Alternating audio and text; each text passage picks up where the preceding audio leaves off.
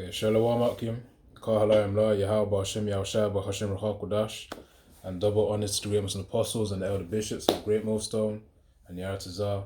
They find this video edifying and exhorting. Thoudia Yahushua for the strength in order to make this video as well. So Yaratazar, this will be the Latin America Part 4 video, the series that I'm doing right now, just getting into the history of the Northern Tribe. Recently, of course, finishing off Native American Indians, now onto this book, History of Latin America.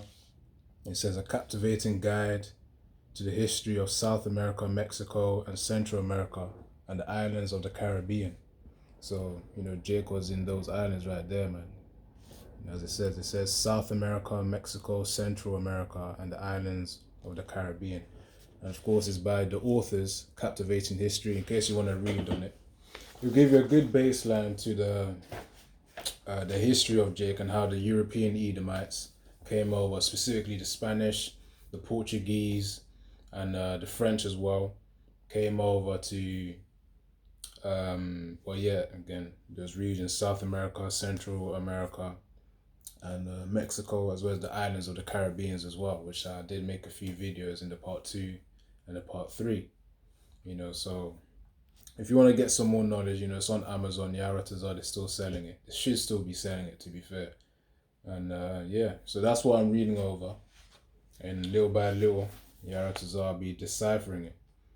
And when I say Yahweh Ratazar, again, for you any new brothers or the few sisters that do watch these videos, Yahweh Ratazar, Yahweh of course being the name of the Most High, and of course Ratazar, Yahweh meaning he is, he exists, or he is to be. Hawa really meaning exists, so, and then Yah meaning he, so he exists, or it means he is, or he is to be. In the modern Hebrew, Hawa would then come, it will go to Hava, but that's in the modern Hebrew. In the ancient Hebrew, it's Hawa. So anyways, that's, and I also said Ratazar, so Ratazar meaning willing or will, W-I-L-L. So that's some ancient Hebrew for you guys. And I'll just say it since I'm on those lines. When you say Kal Halayim La, it means all praises to. Kal meaning all, Halal meaning praise. And then Halalium, when you say Yam, for certain words, it's plural. Other words, you say Waf for plural. But for Halal, which is praise, Halal Yam means praise. So Kal Halalium, which means all praises, and then we say La meaning to, so all praises to, and we say Yahweh, which again means he is or he exists or he is to be, and we say Ba Hashem, which means in the name, Yahushua. Ba means in, Ha means the, Sham, S-H-A-M, means name, and then we say Yahushua, which is the name of our Messiah, the name of our Savior, the one who will then deliver us in that time of salvation into those chariots. And his name means he delivers or he saves. So, and then we say Ba Hashem, again in the name. Ba means in, Ha means the, Sham, S-H-A-M means name, which is where Shem comes from, S-H-E-M, because Shem means name as well. But the real word in the ancient Hebrew is Sham, S-H-A-M. And we say Racha Kodash, Racha meaning spirit, Kodash meaning holy. In other words, the Holy Spirit. So that's for any new brothers or sisters, again, that do watch these videos. So let me just get to it. I'll read, and then Yaratazar, I'll bring out the precepts that I've got as well. So this is from chapter 2, called Conquering Conquistadors and the Fate of the Aztecs. That's the chapter that I'm reading into. But I made the videos on the first few pages, so I'm going to go to page 24 now and start reading. So it says, in 1519, Cortes, which is Hernan Cortes, he's the one who, just for some context, is one of the Spaniards who came to the island of Mexico, and of course near those Caribbean islands as well, in order to really capture it, as the scriptures say, as part of the curses. A person from, I might even get it right now. I just need to see what verse it's at. You know, from a nation of which the language you don't even understand, they will come and conquer you. Roughly phrasing that. Hold on. Let me see if I can find it.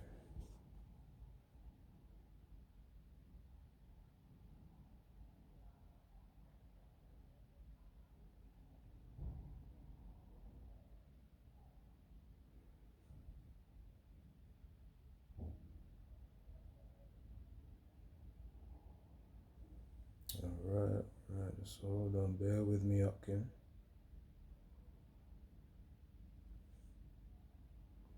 Alright, I'm gonna read a few. Let me read this one. This is Deuteronomy 28 and verse 43. The stranger that is within thee shall get up above thee very high, and thou shalt come down very low. Of course, that happened during the time when the Spaniards actually came to the Aztecs, which they call themselves the Mexicas, which is, again, that's how they got the name Mexico, because the Aztecs actually called themselves the Mexicas. I did mention this in a few videos back in this Latin American series. Now, jumping down to, let's hold on.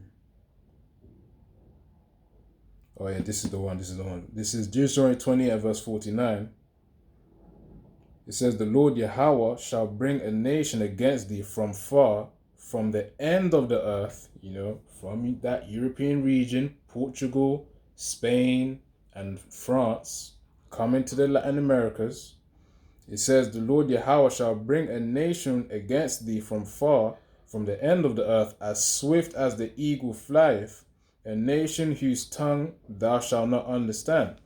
Of course, that's why, in fact, I'm going to read this prior to getting to read page 24. That's why they needed translators. There was a priest of whom he was there, a Spaniard's priest. If I'll read it, it says, hold on.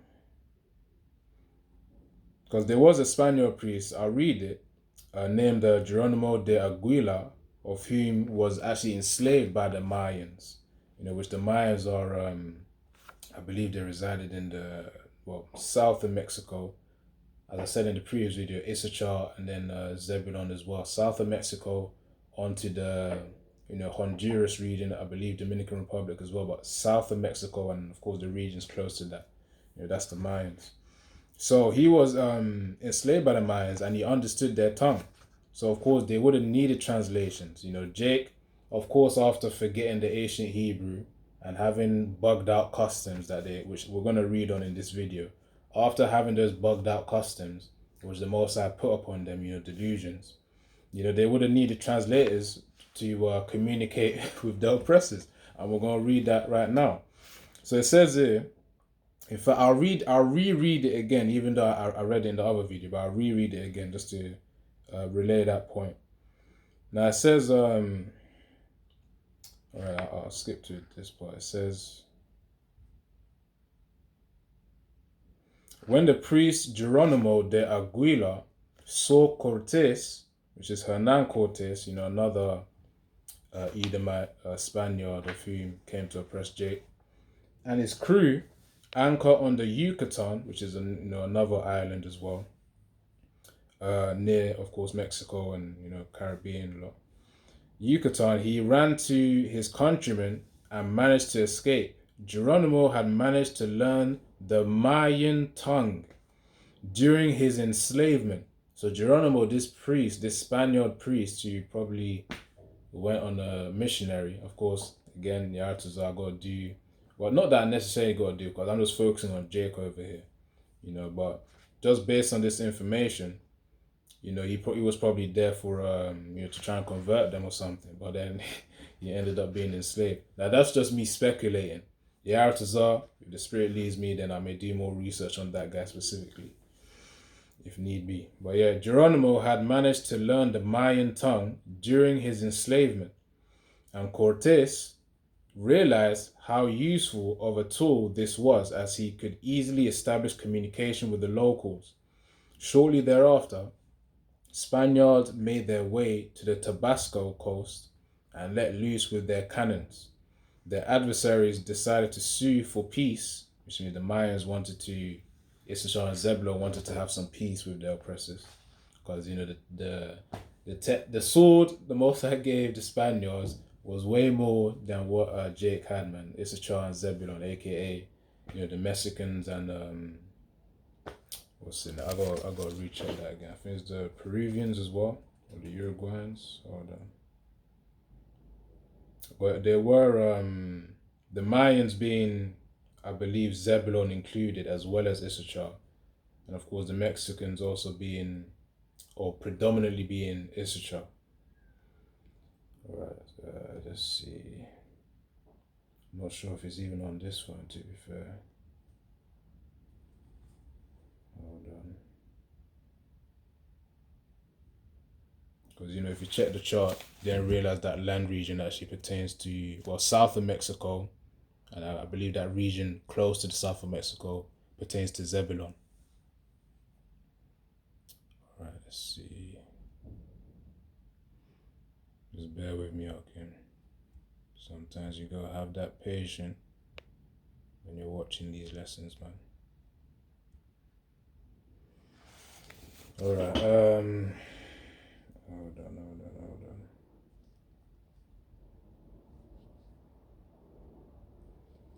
Just hold on. Alright, I'll go out over here. It says Zebulon, the Guatemalans to the Panamanians. And then for Issachar, it says the Mexicans. So let me get to the land region of the Guatemala as well, just to make sure the point is made clear, because I know I was speaking about the land region of the Mayans as well. Alright, let's see.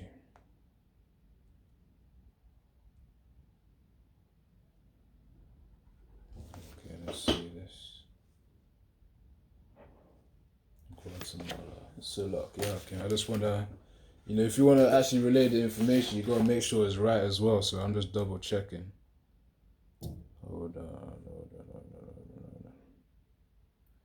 Guatemala to the Panamanians. Yeah, exactly. So see if I can zoom into that. And it's all part of the edification anyways, man. It helps to build up your knowledge too. So let me go to the 12 tribes chart again. Let's see. It's lucky for the lack of quality as well. Just hold on. Right. Where is it? So you got Issachar. You got Issachar right there on the bottom. Right there on the bottom. Mexicans. If you can see that clearly.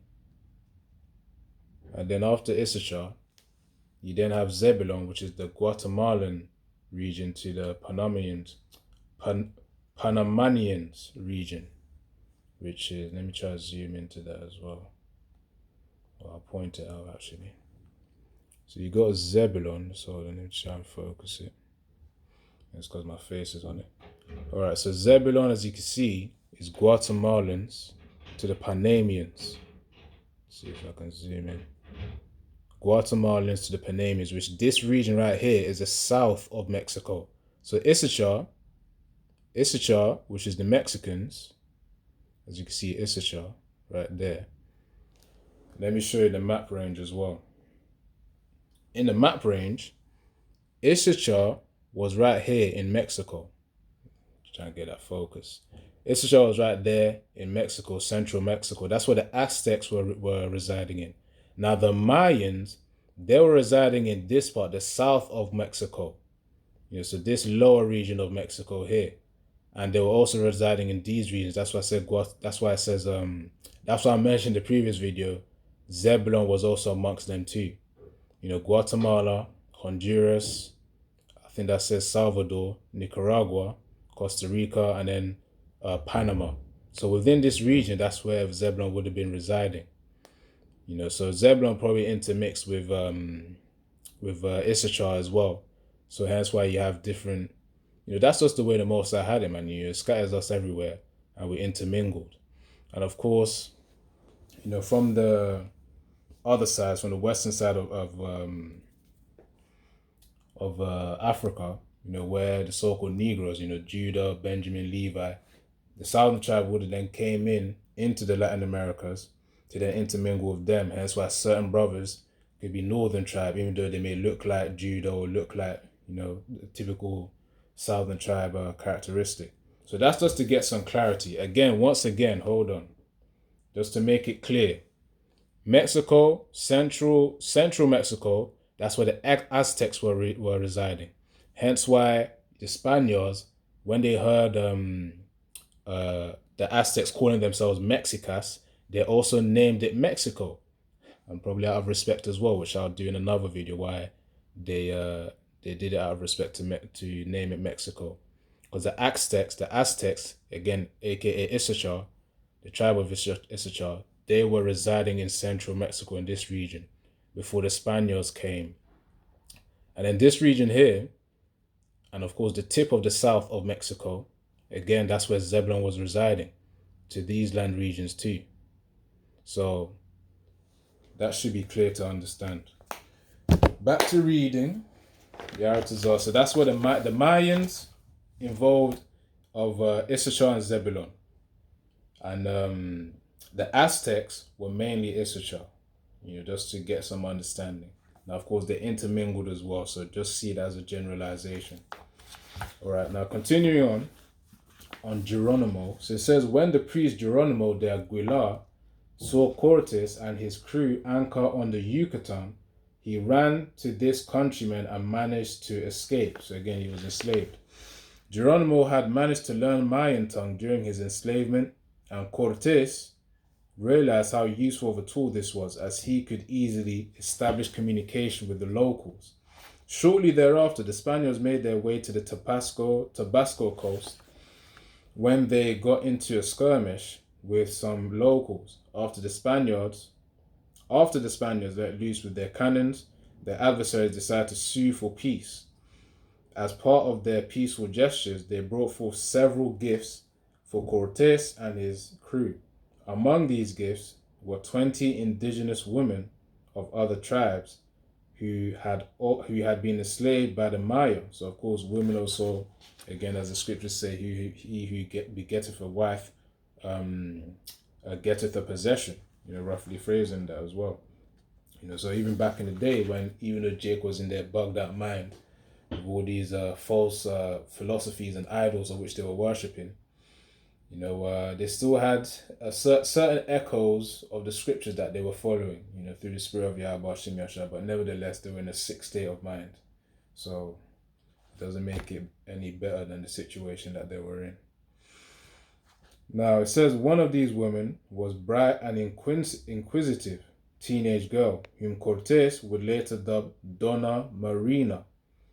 Marina was actually Aztec origin, so she was fluent in both Mayan and Aztec. Between Issachar and Zebulon, she understood both the Mayan and the Aztec tongues. And the Aztec tongue is called Nahuatl. Again, I know I did in the I think I did in either the previous video or the one before. Nahuatl. Let's see if I can get this right. Yeah, right there.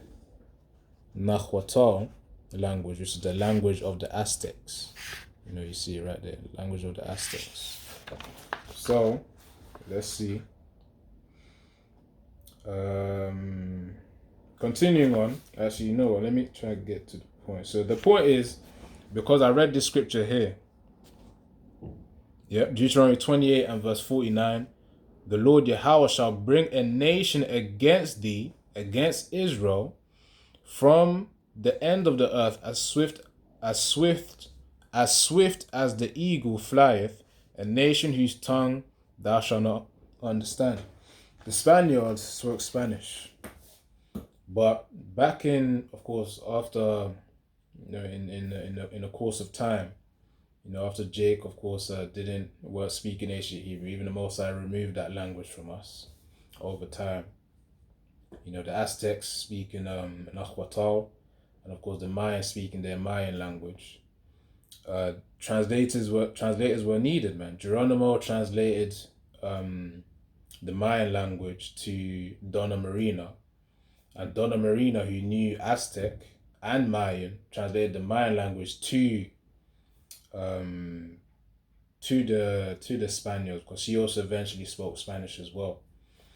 But anyways, it's like I'm skipping, so let's trying to take it step by step for you brothers and sisters as well, so that you guys would then understand. So let me just take it slow. Let's see. Or I'll read this, even though I read in the previous one, but just for recap's sake. So this is based on Donna Marina, who understood Mayan and Aztec. She quickly became Cortés's translator, spy, and intimate partner. She would soon prove to be, so they were very close as well. Hence why she would then show her loyalty to her husband, which was pretty much Cortés. She would soon prove to be another crucial link in the chain of events that would allow Cortés to take down the Aztec Empire. It was realized that if a message was spoken in Spanish to the priest Aguilar, Geronimo aka, he could then interpret it in the Mayan to Donna Marina, you see? And she could then in turn interpret the same message in the Aztec language of Nahuatl. It was rather clumsy and cumbersome means of communication, but it would allow Cortés to directly insert himself into Aztec affairs. Because, it's like you needed two interpreters. You needed one of them to understand two languages. That was Donna Marina. You need another one to translate from, to speak that Mayan language to, to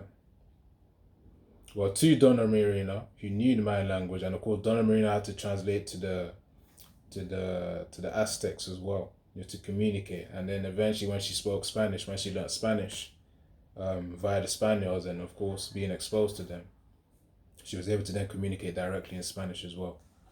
So it was a process, man. Even with the curses as well, the oppressors still had to go through a process too. So it wasn't an easy job to just oppress us. It was a procedure. It was a procedure. Again, mentioning Gad and Reuben, they also had a procedure too. They were very resistant, especially especially Reuben. 3 seminal wars, man. Before they were finished. Before the Moses allowed Esau to then have an upper hand. But anyways, let's focus on this now. Let's see. So anyways, that's the point there to support that precept on where mentioned in Deuteronomy 28 and 49, a nation whose tongue thou shalt not understand. Of course, Jake didn't understand Spanish. So if you then wonder why, if you were wondering why the again central Mexico, of course the Guatemala, Honduras, in that downward region south of Mexico, were speaking Spanish, or their own version of Spanish, is because they were influenced by the Europeans, more specifically the Spaniards and the Portuguese as well. Hence why Brazil, they have their own version of Portuguese. Because during that time region, as I mentioned in I think the part 2 on the Taínos, the Taínos were the former name for the Brazilians, which they got their name from because of the resources that they had.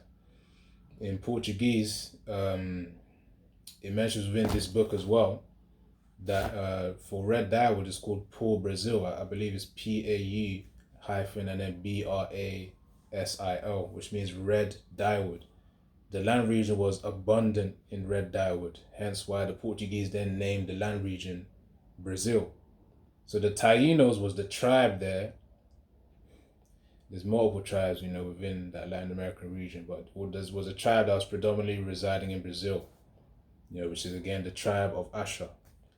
Anyways, this is all just recapping. Let me focus now. So in 1519, Cortés founded a new settlement on the mainland, the port of Veracruz.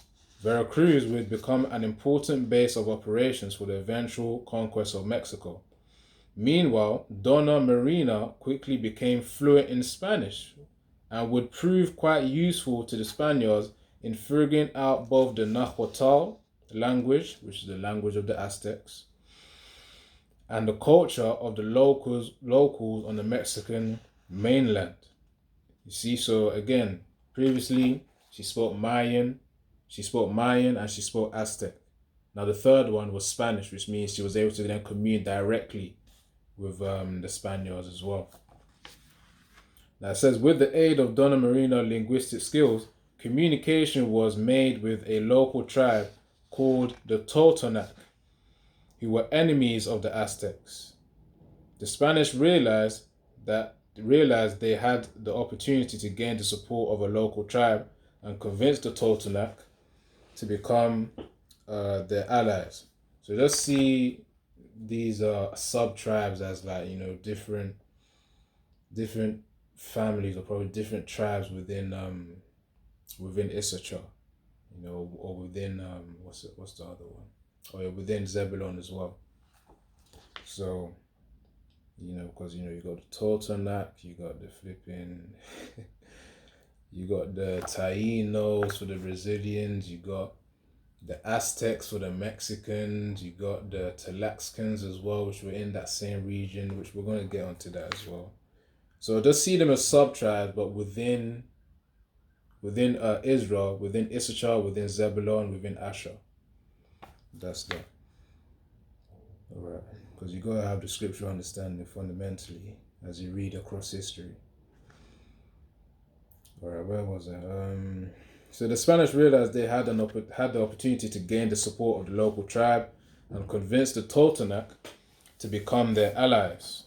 Montezuma II, also called Moctezuma, the king of the Aztecs, had heard of Cortes's arrival and sought to court the strangers. Montezuma was initially unsure of how to respond to the interlopers due to Aztec prophecies regarding the feathered serpent god Quetzalcoatl, who is said, which that's another topic, so I'm not even going to go deep on that right now. So who Yaratazar, that's a separate video. For those you know. So it says, who is said to have left across the sea and was destined to someday return. Some of the more superstitious among his court were already whispering that perhaps these strangers who had arrived from the ocean had Quetzalcoatl. Amongst them all were at least his emissaries. At any rate, Montezuma apparently wanted to stay on the visitors' good side and sought to appease the strangers by sending gifts of silver, gold, turquoise, and fine cloth. However, rather than placating them, these rich treasures only piqued the interest of the Spaniards even further. Of course, Eastman is greed. In fact, let me get a precept on that as well. Because remember, his nature is to steal, kill, and destroy, man. Just hold on. Steal, kill, and destroy.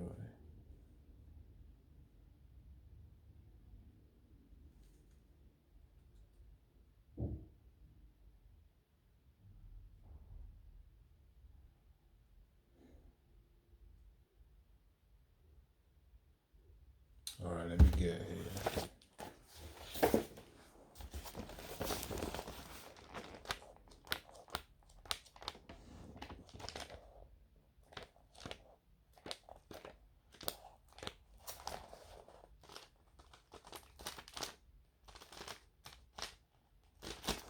Just bear with me. If I can't see it here, I'll just read it from the phone.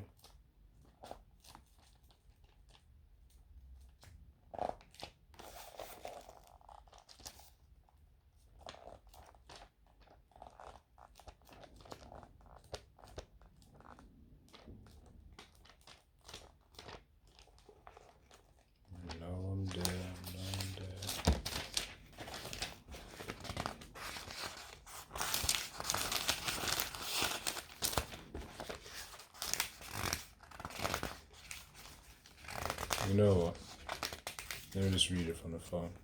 This is Habakkuk 2 and verse 5. It says, yea, also, because he transgresseth by wine, he is a proud man, neither keepeth at home, who enlargeth his desire as hell, and is as death, and cannot be satisfied, but gathereth unto him all nations, and heapeth unto him all people.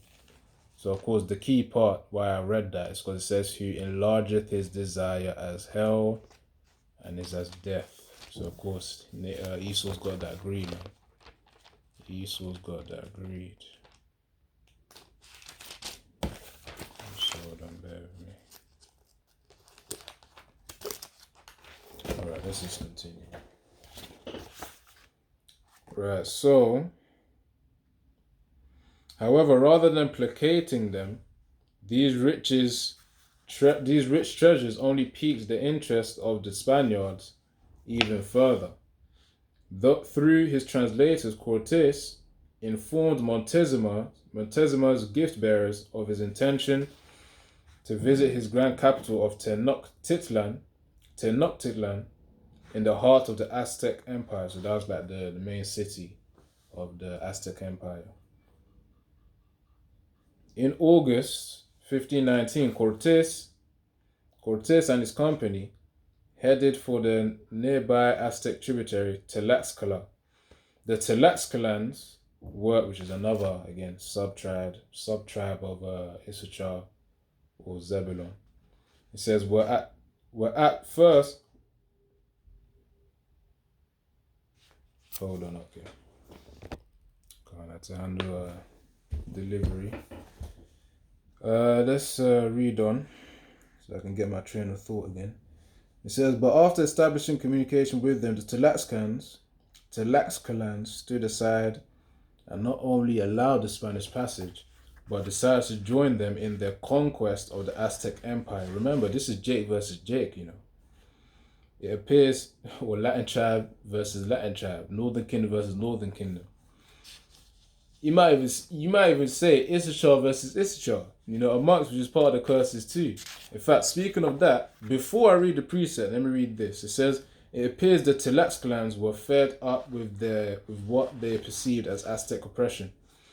They were not only paying a heavy financial burden in the taxes they paid to the Aztec monarch, but they also paid a high price in blood. Now watch this, or listen to this. A major part of Aztec religion involves human sacrifices. Oh no.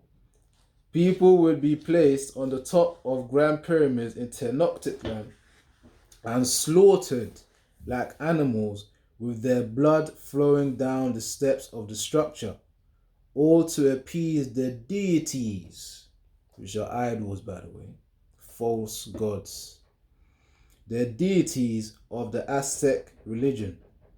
The process itself was undoubtedly horrible, and with the Aztec priest ripping out the victims' still beating heart in the horrific culmination of the event.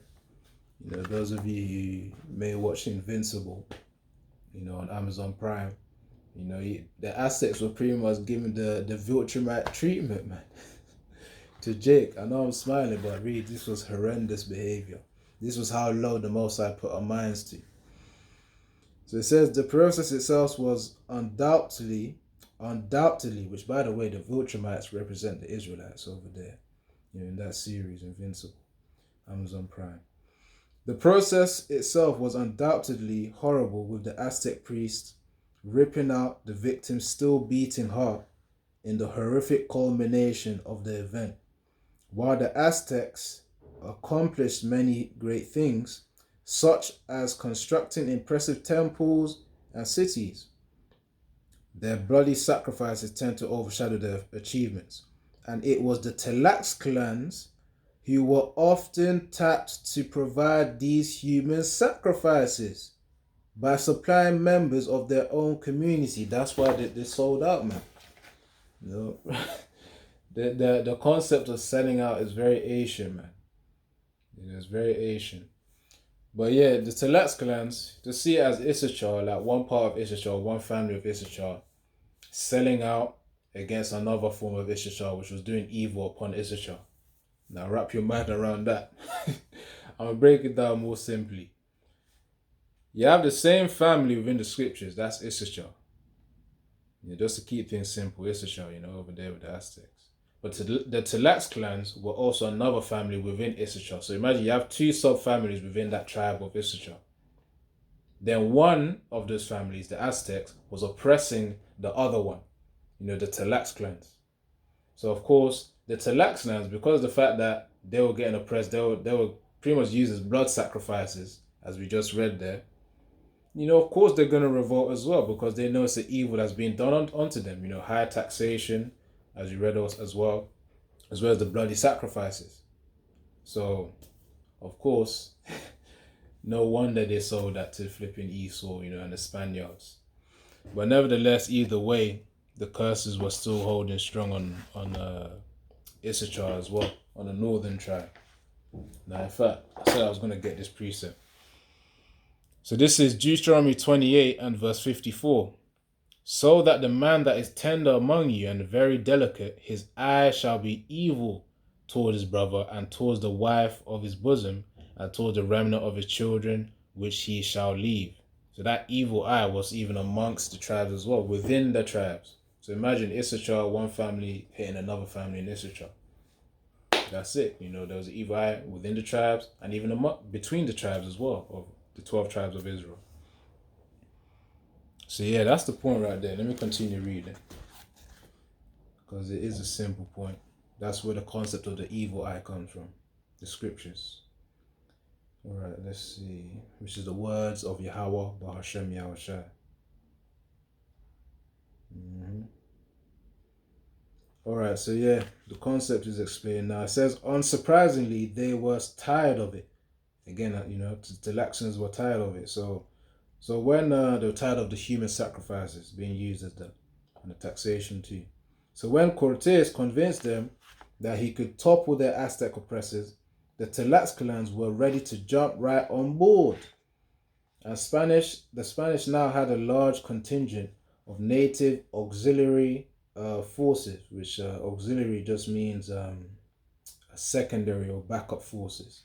So imagine the Tlaxcalans were pretty much like backup forces or a backup army for the Spaniards. Imagine the oppressor, of course, has now wooed you, again, you can't really blame them considering how Issachar was treating the Tlaxcalans, or the Aztecs was treating the Tlaxcans, which is all Issachar anyways, or maybe some of them being Zebulon as well.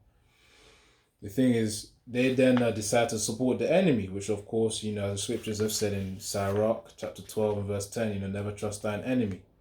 But again, that shows you how far we went down because of our disobedience to Yahweh Shem Yahushua. All right, let's continue. Unsurprisingly, they were tired of it. So when Cortes convinced them that he could topple the Aztec oppressors, the Tlaxcalans were ready to jump right on board. The Spanish now had a large contingent of native auxiliary forces as they marched towards the Aztec capital of Tenochtitlan. Their next stop along the way was the tributary settlement of Cholula. You see, that's another sub-tribe as well, Cholulans. So there's going to be a lot of names. Based on these tribes, man. Which these are just like sub-families within that tribe of Issachar or tribe of Zebulon. Now, let's see. Because I want to keep it to the point so that Yaratazar in the next video, I'll do another point as well. I'll read on. So it says here, the response. So again, let me read this. So their next stop along the way was the tributary settlement of Cholula. Here, the response was much more complex. The Cholulan people were no doubt intimidated by the Spanish native force that had been amassed, so they sought to appease them, but they also began to alert Aztec forces as to what was going on. So while you could say they sold out as well. In that, of course, a system of Aztec hierarchy. Now it says, but they also began to alert Aztec forces as to what was going on. So while they were being hospitable by feeding the Spanish visitors and giving them a place to rest, they were also digging trenches and erecting barricades in anticipation of battle. So the Cholulans knew that, war was at hand. A battle was at hand, rather. It says digging trenches and erecting barricades in anticipation of a battle. Once the Aztecs were alerted to the Spanish presence, a group of warriors prepared to launch a sneak attack on them. You see? So, spies amongst spies. But all of this was just, the oppressor. Anyways, man, again, it was a procedure. These curses that happened to Jake.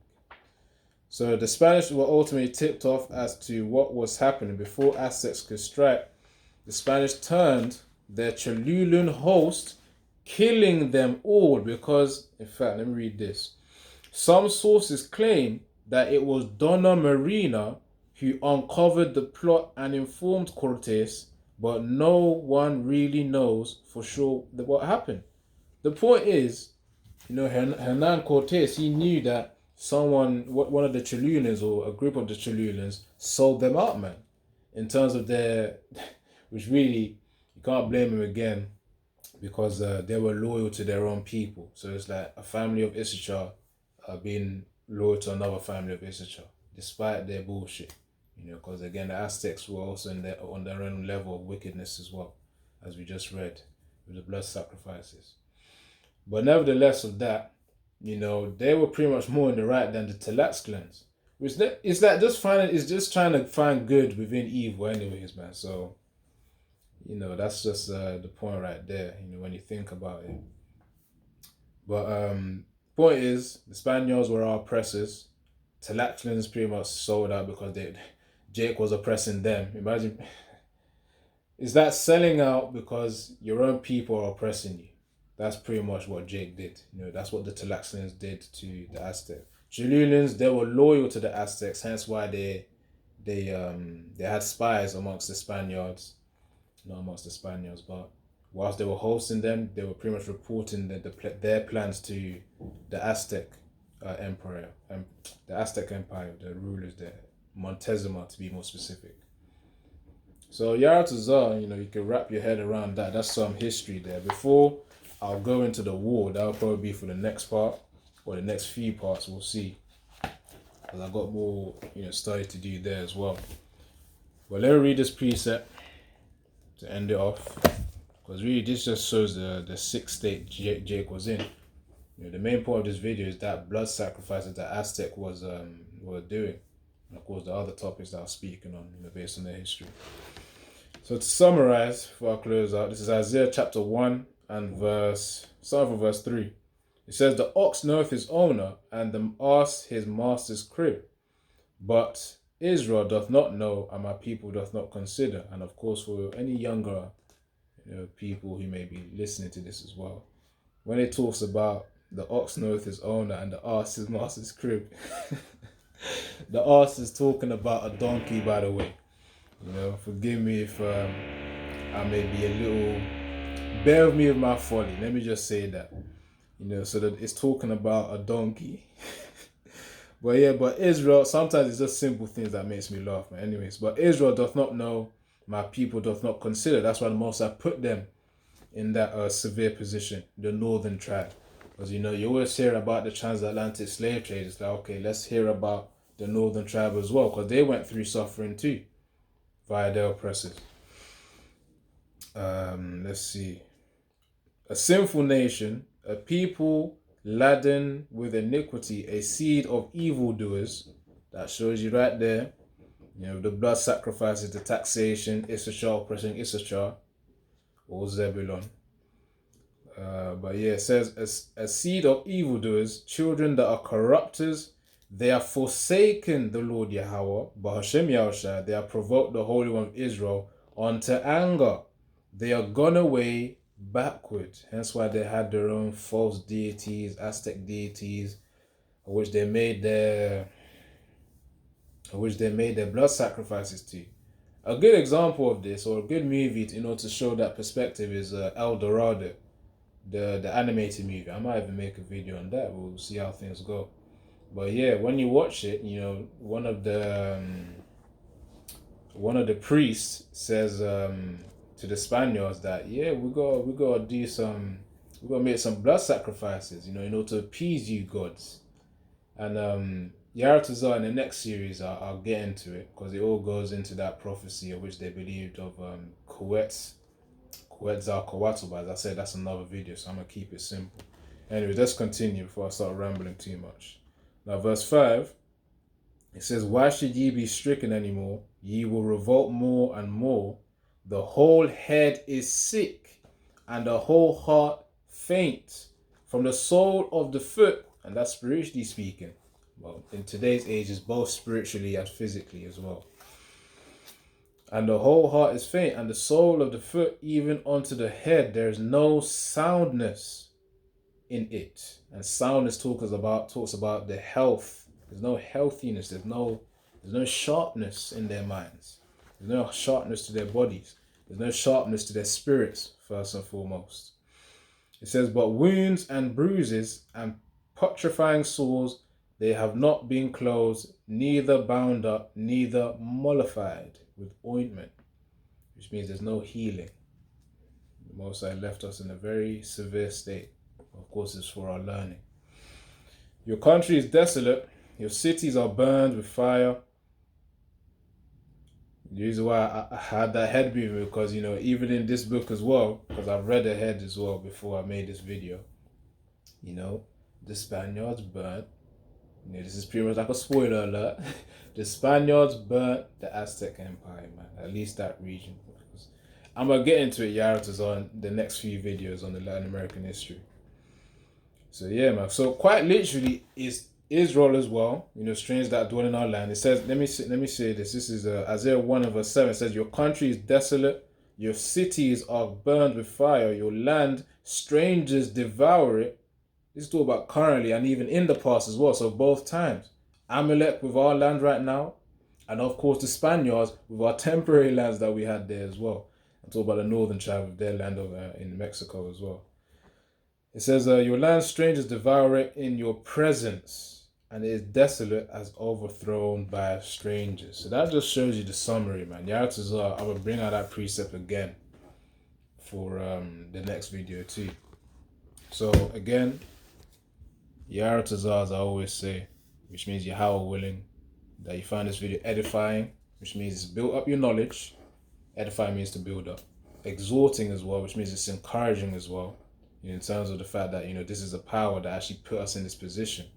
So really, you praying to Yahweh Hashem Yashas to give you more faith to say that, look, at least he cares about us. Because, if he didn't care about us, he wouldn't punish us. So that's also one perspective too. But anyway, Shalom, Yahweh Hashem Yashas Brakatha, Kal Halayim La, Yahweh Bahashem, Yahushai Bahashem Ruchak Wadash. And also once more, double honors to the great most apostles and the elder bishops of Great Most High. Shalom.